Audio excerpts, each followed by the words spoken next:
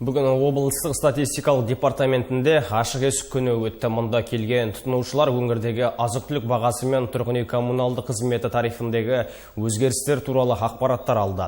Сондай-ақ статистикалық департаментіне қатысты барлық қызметтерді онлайн, яғни сайт арқылы қарауға болатыны да айтылды. Ол үшін ай сайын әрбір мемлекеттік органдар, заңды тұлғалар, шаруа қожалықтары және жеке кәсіпкерлер жұмыс қорытындыларын тапсырып тұрады. Ол ақпаратты мамандар интернетке жүктеп, көптің назарына ұсынады. Алайда кейде мекемелер бір айлық есепті тапсырмайды. Ал бұл заң бұзушылық дейді мамандар. Мысалы, биыл 9 айдың ішінде 181 кәсіпорын жұмысқа салғырт қараған үшін жауапқа тартылды. В текущем году было проведено 71 семинар для респондентов. Ағымдағы жылы респонденттерге 70 семинар мен түсіндіру жұмыстар жүргізілді.